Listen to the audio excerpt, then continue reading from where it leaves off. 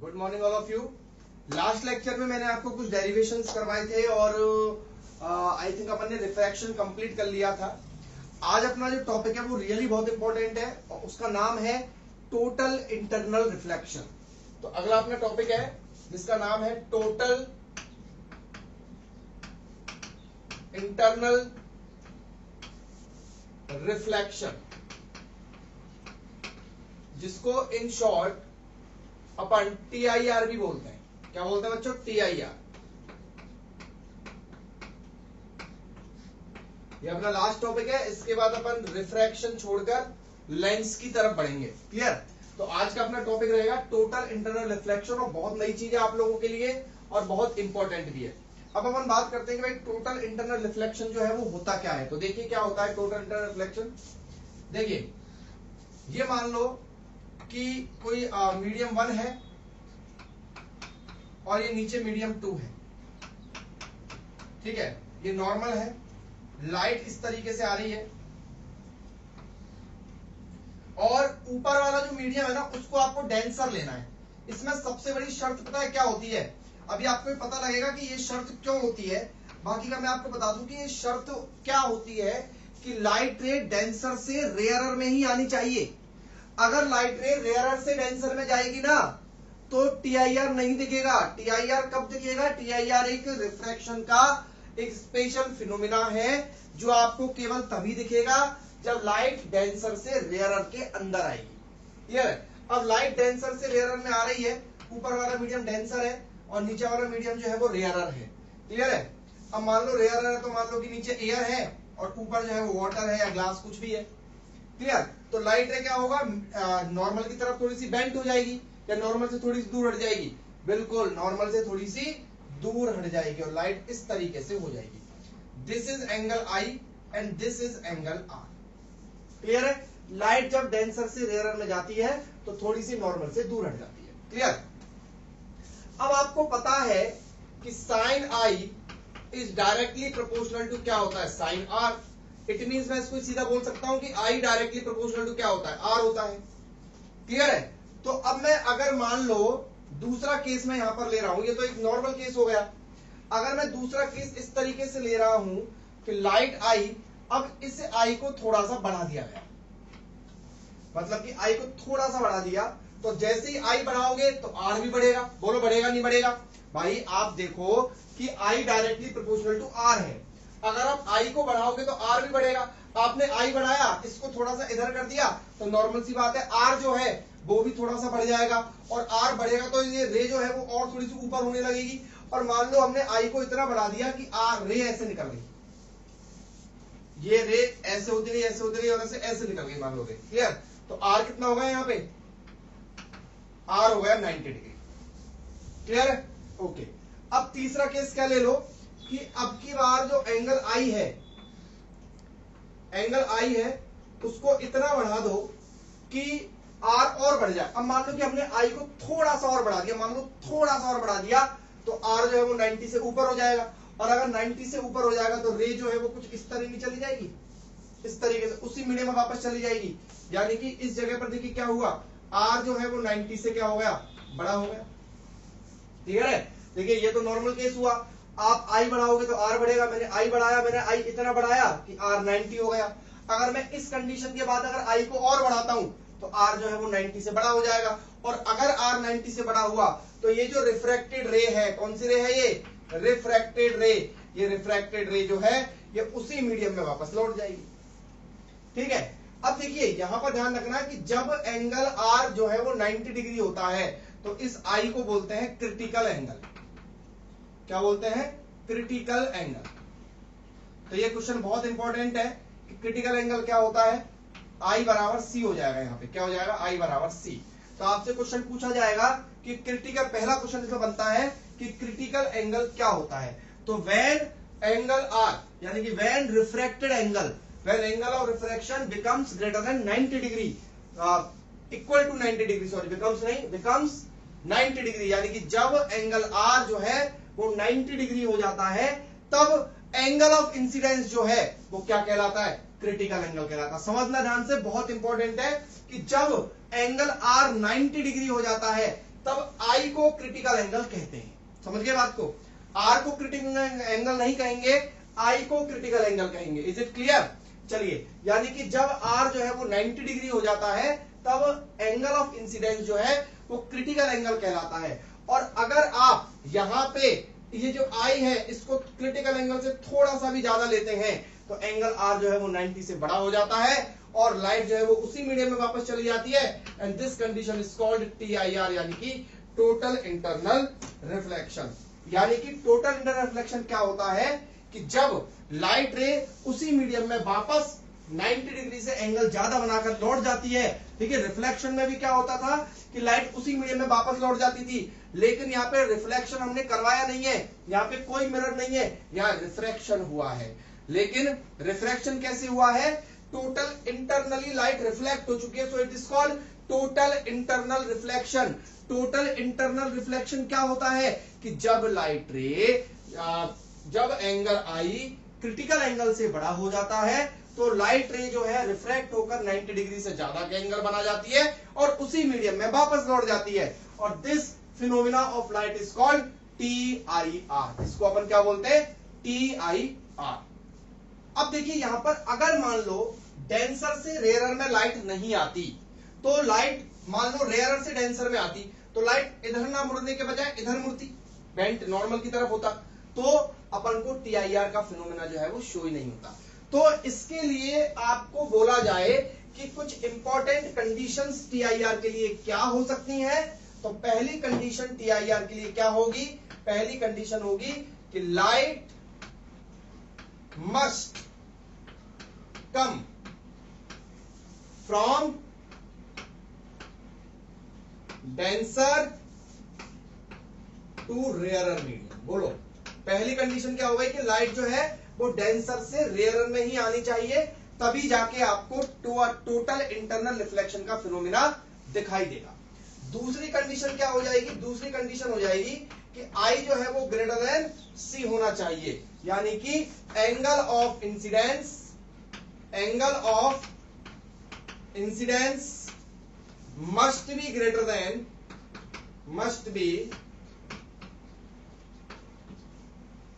Than critical angle.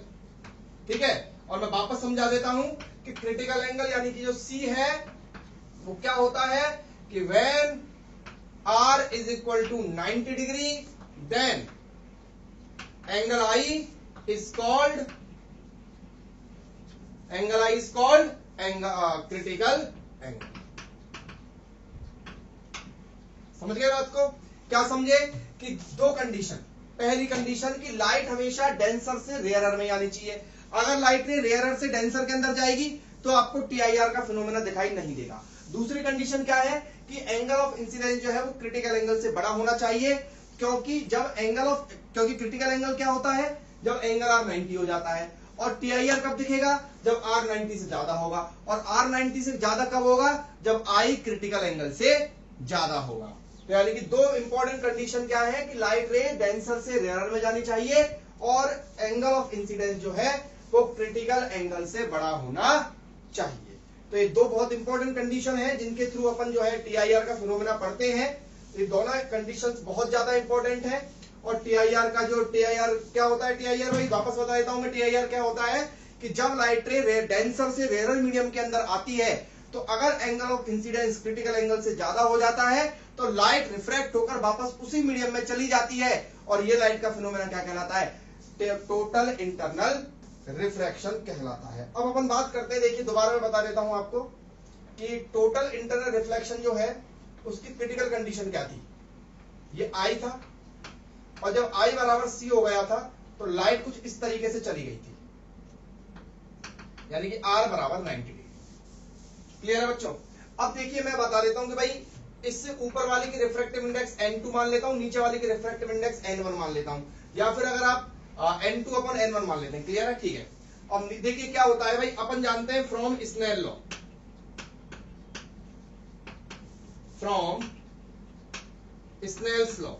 Snail का law क्या होता है? Sine I upon sine R। ठीक है, अब I बना है ऊपर तो इसके सामने रिफ्रैक्टिव इंडेक्स आएगी कौन सी, नीचे वाली, यानी कि क्या आएगा यहाँ पर n1/n2। तो sin i upon sin r बराबर क्या आएगा, n1/n2। ठीक है, तो यहां से sin i, तो देखो sin i की जगह मैं ले लेता हूं c, मैं क्या करता हूं, एट कंडीशन ऑफ TIR, यानी कि कंडीशन ऑफ TIR कहां से होना स्टार्ट हुआ था, जब आपका I जो है वो C के बराबर हो गया था और R जो है वो 90 हो गया था। तो ये कंडीशन थी TIR की, इसके जस्ट ऊपर TIR हो गया था। तो अपन मिनिमम कंडीशन लेते हैं, तो sin C upon sin 90 clear is equal to n1/n2। अब आप देखिए sin 90 की वैल्यू कितनी होती है, sin 90 की वैल्यू होती है 1, तो ये हो जाएगा sin C is equal to n1/n2। तो sin C, तो C बराबर क्या हो जाएगा, sin इनवर्स n1/n2। ध्यान रखना, ऊपर जो रिफ्रैक्टिव इंडेक्स आएगी वो रेयर मीडियम की आएगी और नीचे जो रिफ्रैक्टिव इंडेक्स आएगी वो डेंसर मीडियम की आएगी। अब ये सबसे इंपॉर्टेंट बात है यहां पे कि आपको डेरिवेशन जो है वो एक मिनिमम कंडीशन पर लेकर करना है, यानी कि इस कंडीशन पर लेकर करना है। इसके जस्ट ऊपर अगर अपन जाते हैं, यानी कि अपन वापस बताऊं मैं आपको कि if I is greater than C then R is greater than 90 degree and it is called TIR। समझिए TIR को, क्योंकि आगे अब TIR की कहानी चलने वाली है। पहले TIR को अच्छे तरीके से समझिए। अगर किसी बच्चे को कोई डाउट है तो वीडियो को रिपीट कीजिए, लेकिन TIR को कंप्लीटली समझने की कोशिश कीजिए। तो TIR का मेन फॉर्मूला, यानी कि C की वैल्यू निकल गई क्या, क्रिटिकल एंगल। तो क्रिटिकल एंगल से रिलेटेड क्वेश्चन आ सकता है, ध्यान रखें भाई। क्लियर, चलिए अपन एक क्वेश्चन देखते हैं क्रिटिकल एंगल के ऊपर। चलिए टोटल इंटरनल रिफ्लेक्शन के ऊपर एक न्यूमेरिकल देख लेते हैं। क्वेश्चन है the critical angle for total internal reflection for a ray going from a medium to air. यानी कि आपको देखिए कि लाइट रे कहां से कहां तक जा रही है, एक मीडियम से एयर के अंदर जा रही है, और आपको क्रिटिकल एंगल की वैल्यू जो है वो कितनी दे रखी है, 45 डिग्री दे रखी है। क्लियर है। अब we know that C is equal to क्या होता है, साइन इनवर्स n1/n2। और आपको इसमें ऊपर वाली किसकी होती है पता है ना, आपको ऊपर वाला होता है रेयरर का, और वो एयर है, यानी कि n1 इज इक्वल टू कितना दे रखा है आपको, 1 गिवन है। तो यू हैव टू फाइंड क्या, n2, you have to find n2, आपको n2 निकालना है। तो n2 निकालने के लिए मैं क्या करूंगा, C की वैल्यू कितनी दे रखी है, 45 डिग्री। तो 45 degree is equal to sine inverse n1/n2। तो n1 की जगह n1 आ जाएगा, तो ये साइन इधर आएगा तो हो जाएगा sine 45 degree is equal to 1/n2। Sine 45 की वैल्यू क्या होती है, 1/√2 बराबर 1/n2। तो यहां से n2 बराबर क्या हो जाएगा, √2, यानी कि उस मीडियम की रिफ्रैक्टिव इंडेक्स कितनी हो जाएगी, √2 हो जाएगी। तो इस तरीके से अपन के सामने जो है क्रिटिकल एंगल से रिलेटेड क्वेश्चन आ सकता है। या तो आपसे C पूछ लेगा, या आपसे इनमें दोनों में से किसी एक की रिफ्रैक्टिव इंडेक्स पूछ लेगा, या फिर ऐसा आ जाएगा भाई C इसमें दे दिया गया तो आपसे रिफ्रैक्टिव इंडेक्स पूछ लेगा। इस तरह से रिलेटेड क्वेश्चन इसमें आ सकता है। अब देखिए अगला जो अपना टॉपिक है वो क्या है, अगला अपना टॉपिक है, देखिए अपन ने TIR पढ़ा। भाई नॉर्मल सी बात है, TIR क्या होता है, TIR रिफ्लेक्शन नहीं होता है, TIR रिफ्रैक्शन होता है। क्लियर है। लेकिन रिफ्लेक्शन के जैसा फिनोमिना इसमें रे जो है वो फॉलो करती है। वो क्यों करती है, उसका एक रीजन होता है कि अगर मान लो I जो है वो C से बड़ा हो जाता है तो R जो है वो 90 से बड़ा हो जाता है, जिसकी वजह से लाइट रे जो है वो रिफ्रैक्ट ना होने के बजाय उसी मीडियम में रिफ्लेक्ट हो जाती है। लेकिन अगर हम इस बात पे गौर करें कि लाइट रिफ्लेक्ट नहीं हुई है, रिफ्लेक्शन का मतलब तो ये हुआ कि किसी मिरर से चली गई, लाइट हुई तो रिफ्रैक्ट ही है, लेकिन इतनी ज्यादा रिफ्रैक्ट हो गई है कि उसी मीडियम में वापस पहुंच गई है, इसलिए रिफ्लेक्शन जैसा फिनोमिना हमको दिखाई देता है। अब यहां पर एग्जाम के अंदर सबसे इंपॉर्टेंट क्वेश्चन अगर इस चैप्टर में से आता है, तो वो इस TIR में से अगर आता है तो वो ये हो सकता है कि डिफरेंस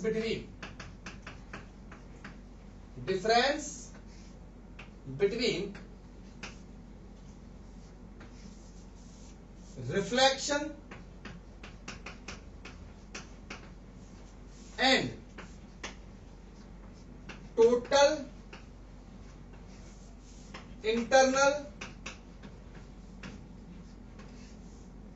रिफ्लेक्शन।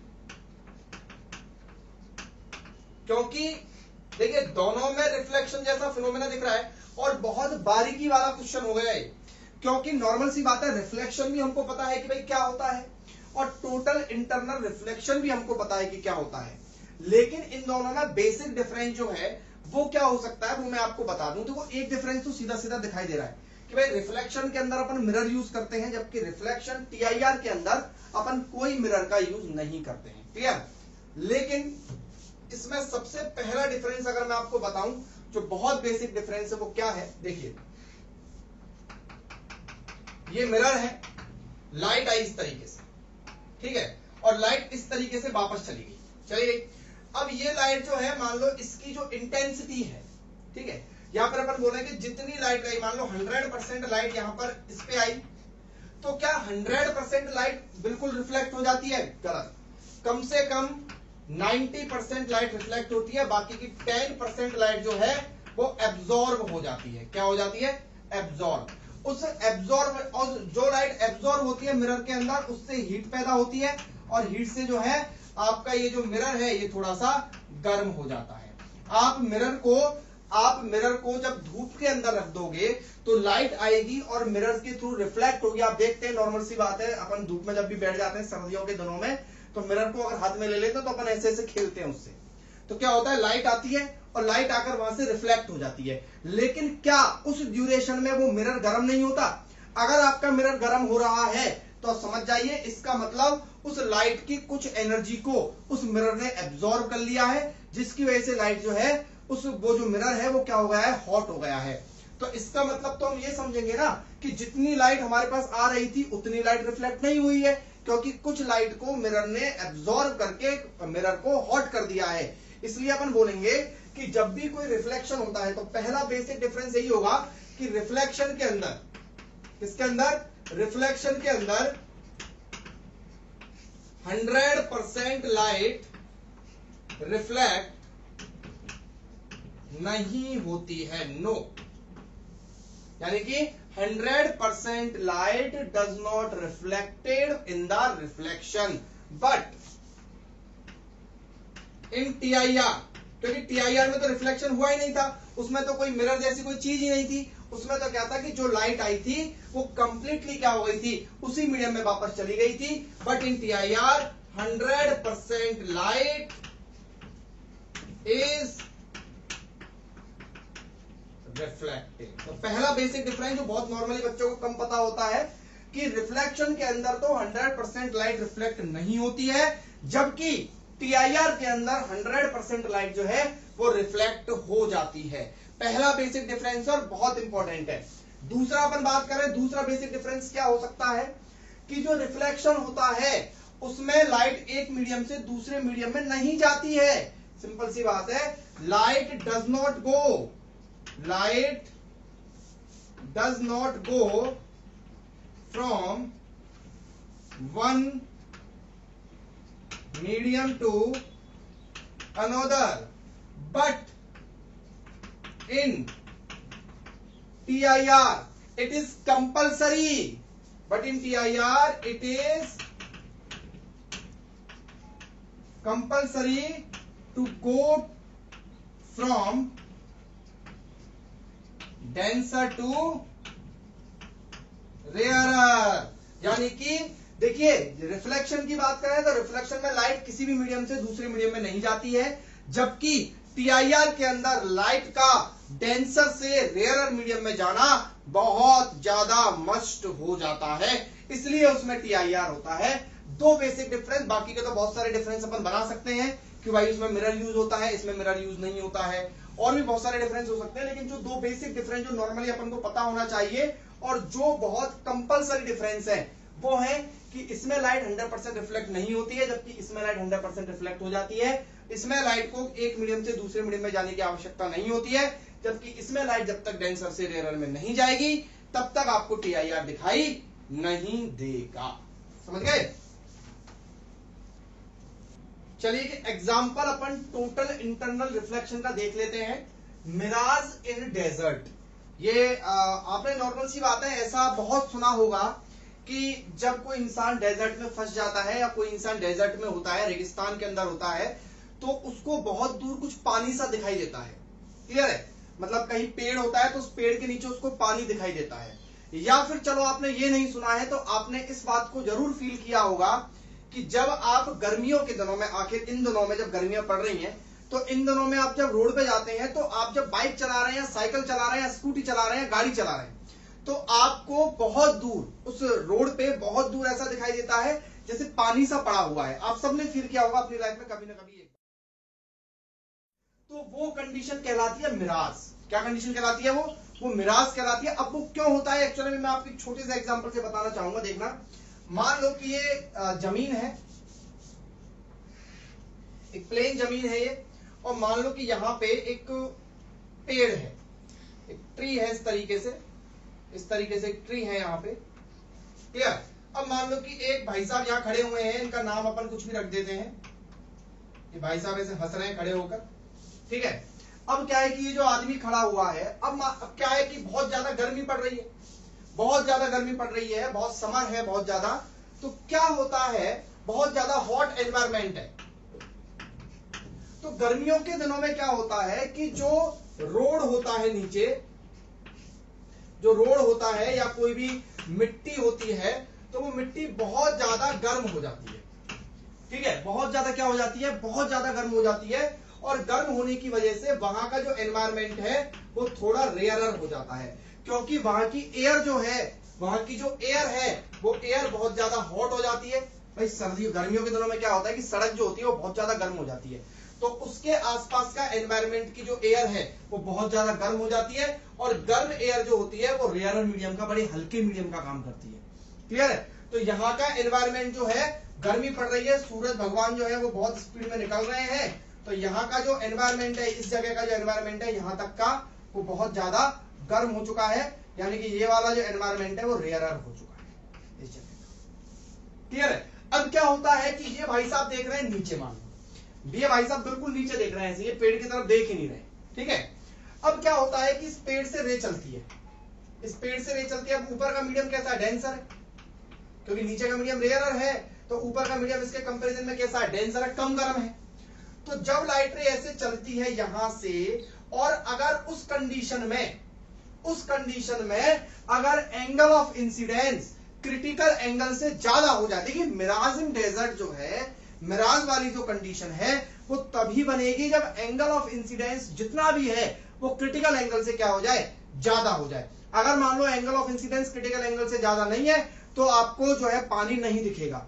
तो अपन अब रोड पे जा रहे हैं, हमारी बगल में एक आदमी भी चल रहा है, वो भी जा रहा है, आपको पानी दिख रहा है, उसको पानी नहीं दिख रहा है, तो इसका मतलब यह है कि उसकी पोजीशन पे angle of incidence critical angle से बड़ा नहीं हो पा रहा है। लेकिन आपकी कंडीशन में अगर angle of incidence critical angle से ज्यादा हो पा रहा है, तो क्या होगा, लाइट, इसकी जो लाइट रे है, पेड़ की लाइट रे है, वो नीचे आएगी, ऐसे करके आएगी, और इस मीडियम में जाने के बजाय यहीं से टोटल इंटरनल रिफ्लेक्ट हो जाएगी, इसी मीडियम में से टोटल इंटरनल रिफ्लेक्ट हो जाएगी। और आप देख रहे हो कहां पे, यहां पे नीचे।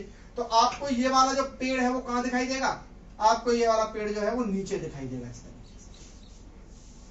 समझ गए? क्यों दिखाई देगा आपको नीचे?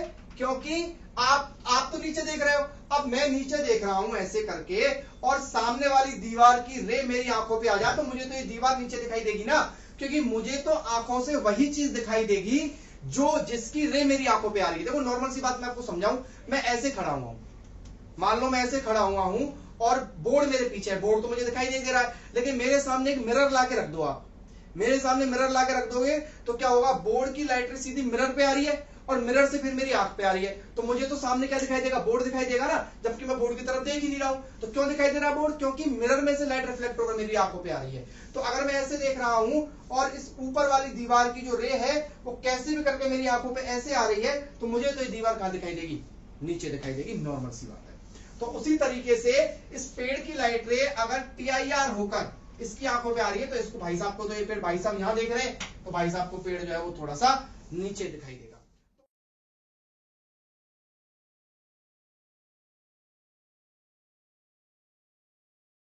प्रकार से क्या होता है कि जब अपन रोड पे चल रहे होते हैं तो क्या होता है, ऊपर के एनवायरमेंट की लाइट रे रिफ्लेक्ट होकर हमारी आंखों पे आ जाती है, और आंखों पे आ जाती है तो क्या होता है, हमको नीचे नीचे पानी पानी सा दिखाई देता है। तो अब आप समझ गए होंगे कि जब हम गाड़ी चलाते हैं तो सामने रोड पे हमें जो पानी दिखाई देता है वो क्यों दिखाई देता है। आज के बाद अगर आपको कोई बोले कि वो पानी पानी सा क्या है, तो आप उसको पूरे अच्छी तरह एक्सप्लेन कर देना कि भाई वो पानी नहीं है, वो है टोटल इंटरनल रिफ्लेक्शन का फिनोमिना, कि ऊपर के एनवायरमेंट जो बिल्कुल खाली खाली सा एनवायरमेंट है उसकी रे जो है वो हमारी आंखों पे TIR होकर आ रही है, क्योंकि नीचे का एनवायरमेंट इतना गर्म है कि वो रेयरर हो चुका है, और एंगल ऑफ इंसिडेंस जो है वो क्रिटिकल एंगल से ज्यादा है, इसलिए जो है हमें क्या दिखाई दे रहा है, वो ऊपर का आसमान हमें नीचे दिखाई दे रहा है। तो इस तरीके से हम मिराज इन डेजर्ट सीख सकते हैं। अपन बोल सकते हैं कि भाई रोड पे हमको पानी क्यों दिखाई देता है। चलिए अगली अपन एक एप्लीकेशन लेते हैं, अपन बोलेंगे इसको application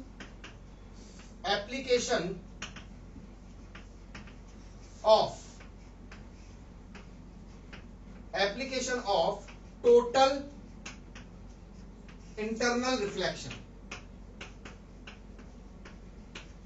application of total internal reflection, जिसको अपन पढ़ेंगे, एक एप्लीकेशन पढ़ेंगे इसमें जिसको अपन बोलते हैं ऑप्टिकल फाइबर।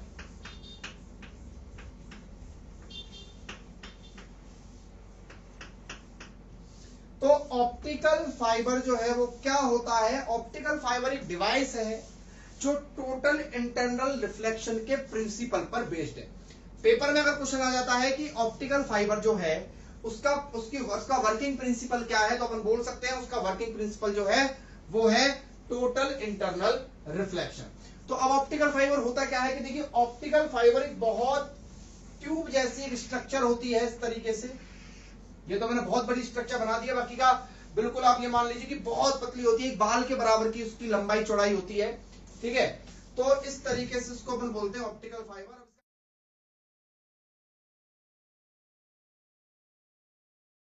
क्या होता है सर ऑप्टिकल फाइबर का, तो ऑप्टिकल फाइबर का काम मैं आपको बता दूं कि ऑप्टिकल फाइबर जो होती है वो किसी भी लाइट रे को एक पॉइंट से दूसरे पॉइंट तक पहुंचाने का काम करती है बिना एनर्जी लॉस के। समझ गए बात को, यानी कि इसमें कोई भी एनर्जी का लॉस नहीं होता। अब मैं आप एक छोटी सी बात बताऊं कि आप एक छोटी सी नली लीजिए, इतनी बड़ी पाइप जो भी आपके घर में है उतनी नली लीजिए और उसके नीचे टॉर्च जलाइए, तो क्या होगा, जैसे आप उसके नीचे टॉर्च जलाओगे तो उजाला यहीं से निकलने लगेगा। लाइक दिस मैं बताऊंगा आपको कि ये मेरे पास एक बोतल है, अब मान लो मैंने इस बोतल में मैंने नीचे से बल्ब जलाया, तो बल्ब जला के क्या होगा, यहीं से इसकी लाइट यहीं पे उजाला हो जाएगा। लेकिन ऑप्टिकल फाइबर एक ऐसी डिवाइस होती है, एक ऐसे मटेरियल की बनी हुई डिवाइस होती है कि अगर आप उसमें यहां बल्ब लगा दोगे तो उजाला यहां से नहीं आएगा, उजाला सीधा उसकी टिप पे आएगा। तो क्या हुआ, लाइट रे यहां से पहुंच गई कहां, केवल टिप पे।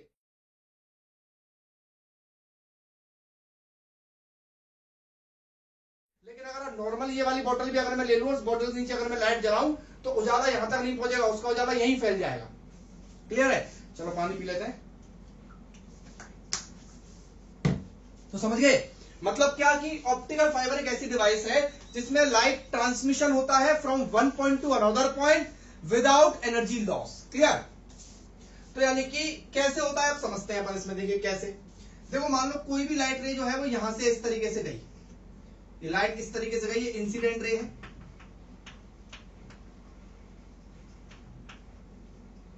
अभी रेनबो भी पढ़ेंगे अपन, रेनबो भी इसी का एग्जांपल होता है। जो रेनबो होता है वो भी TIR का ही एग्जांपल, लेकिन उसको पढ़ाएंगे अभी अपन अगले लेक्चर के अंदर। अब देखिए लाइट यहां से आ गई, अब क्या होता है कि बाहर वाला जो मीडियम, अब देखिए लाइट क्या हो रही है, डेंसर में है। अब ये बाहर एयर है और ये जो है इसके लिए ये डेंसर मीडियम है, इसके अंदर का जो मीडियम वो कैसा है, डेंसर। क्लियर, अब क्या होता है कि लाइट को इस तरीके, ऐसा नहीं कि कहीं भी बल्ब लगा दिया इसमें, तो जो मैं बता रहा था आपको कि भाई जैसे मान लो कि ऑप्टिकल फाइबर है और इसमें नीचे से मैं बल्ब लगाता हूं, तो बल्ब को इस एंगल पे लगाया जाता है कि एंगल ऑफ इंसिडेंस जो है वो क्रिटिकल एंगल से क्या हो जाए, ज्यादा हो जाए। तो ये यहां पर नॉर्मल हुआ इस तरीके से, तो एंगल ऑफ इंसिडेंस अगर क्रिटिकल एंगल से ज्यादा हो जाएगा तो क्या लाइट इस डेंसर मीडियम से बाहर निकलेगी, नहीं निकलेगी, लाइट उसी मीडियम में वापस लौट जाएगी। समझ गए बात को। अब फिर यहीं पे वापस ये नॉर्मल फिर बन गया, और यहाँ पर भी angle of incidence critical angle से क्या हो जाता है, ज्यादा होता है, क्योंकि इसकी बनावट इस तरीके की होती है कि हर बार अंदर ही अंदर लाइट का जो एंगल ऑफ इंसिडेंस है वो हमेशा क्रिटिकल एंगल से ज्यादा बनता चला जाएगा, क्योंकि इसकी मैन्युफैक्चरिंग इस तरीके से की जाती है कि ये फिनोमेना बार बार इसमें जो है रिपीट हो। ठीक है, फिर वापस उसके बाद यहाँ पर लाइट ऐसे गई तो यहाँ पर भी ये नॉर्मल होता है, क्रिटिकल एंगल से ज्यादा होगा, फिर लाइट इस तरीके से गई तो यहाँ पर भी इस तरीके से, फिर लाइट इस तरीके से गई तो यहाँ पर भी इस तरीके से, और लाइट इस तरीके से जो है वो बाहर निकल जाती है। क्लियर। और लाइट इस पॉइंट से, देखिए जब लाइट यहां से बाहर ही नहीं निकली तो यहाँ पे किसी आदमी को खड़ा कर दो आप, तो उसको ये लाइट क्यों दिखेगी, जब लाइट इस एंगल से बाहर ही नहीं निकली है तो, क्योंकि मैंने आपको बताया था ना कि आपको वही चीज दिखाई दी थी जिसकी रे आपकी आंखों पे आएगी। अब क्या ये वाली रे आपकी आंखों पे आएगी, क्या नहीं आएगी, ये कहीं से रिफ्लेक्ट हो जाएगी। अगर मान लो ये लाइट रे निकल के बाहर आ जाती है इसकी आंखों पे तो ये, और फिर इसमें मैंने आपको बताया कि TIR में क्या होता है, लाइट 100% रिफ्लेक्ट होती है, तो 1% लाइट भी आपकी आंखों पे नहीं आएगी, और आपको ये कि ट्रांसपेरेंट पूरी ये लाइन होगी, पूरी ट्रांसपेरेंट, ये पूरी जो ट्यूब होगी ये ट्रांसपेरेंट होगी, और ट्रांसपेरेंट होने के बावजूद भी आपको यहां से कोई उजाला बाहर नहीं दिखाई देगा। तो ये है फिजिक्स। क्या है ये फिजिक्स है। फिजिक्स में ऐसे ऐसे एक्सपेरिमेंट हो चुके हैं। एक नेचुरल चीज मैं आपको बता दूं कि भाई नेचुरल चीज है जो है क्या, लाइट, और वो क्या क्या कर सकती है और इंसान ने उससे क्या क्या करवा दिया है, that is called physics. Clear. तो फिजिक्स में इन चीजों को ही तो पढ़ते हैं अपन, फिजिक्स में नेचुरल चीजों के एप्लीकेशंस को पढ़ रहे हैं अपन। देखिए एक लाइट, और लाइट से अपन ने क्या बना दिया, यानी कि आपको मान लो आपने बहुत बार अगर आपने नहीं देखा हो तो इस वीडियो के लेक्चर में एक इमेज आपको दी हुई है, वो ऑप्टिकल फाइबर है, उसमें देखिए कि क्या होता है, पहले के जमाने में क्या होता था, इस तरह की टीवी पे रखते थे लोग घरों में ऐसे करके, और उसमें से बहुत सारे व्हाइट कलर के निकले हुए होते थे इस तरीके से, ऐसे करके, ऐसे करके, और क्या होता था, यहाँ पे बल्ब होता था, ठीक है, और यहाँ पे लाइट जलती थी, यहाँ पे लाइट जलती थी। अगर किसी ने देखा हो तो, किसी के घर में था, भाई हमारे घर में तो था,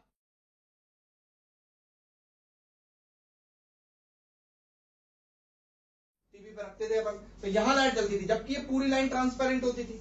तो लाइट का उजाला यहाँ क्यों नहीं होता था, टिप्स पे ही क्यों होता था, क्योंकि ये सारी चीजें क्या होती थी, ये होती थी ऑप्टिकल फाइबर। क्या होती थी, ऑप्टिकल फाइबर हुआ करती थी, इसलिए उनका उजाला जो है, उनकी जो लाइट है वो केवल और केवल कहां आती थी, टिप के ऊपर आती थी। तो ये ऑप्टिकल फाइबर का एक प्रिंसिपल है छोटा सा, कि भाई ऑप्टिकल फाइबर जो है वो किस प्रिंसिपल पे काम करता है। अच्छा मैं एक चीज और बता दूं आपको कि ये जो पाइप होता है, इस पाइप की जो थिकनेस होती है, इस पाइप की जो थिकनेस होती है वो अप्रॉक्स 10⁻⁴ मीटर की होती है। कितनी होती है, 10⁻⁴ मीटर की होती है, और इसकी जो रिफ्रैक्टिव इंडेक्स होती है वो आपके 1.7 होती है, और इस पे 1.5 रिफ्रैक्टिव इंडेक्स के मटेरियल का लेप भी होता है, मतलब एक तरीके से कोटिंग होती है। 1.7 तो इसकी खुद की क्या होती है, रिफ्रैक्टिव इंडेक्स होती है, और इसके ऊपर क्या होता है, एक 1.5 रिफ्रैक्टिव इंडेक्स के मटेरियल की कोटिंग भी होती है। क्या होती है, कोटिंग।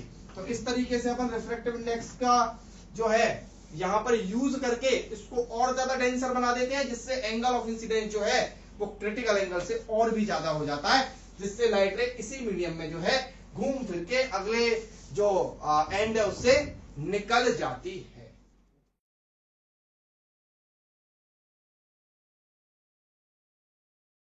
टोटल इंटरनल रिफ्लेक्शन का एक एग्जांपल और ले लेते हैं, स्पार्कलिंग ऑफ डायमंड।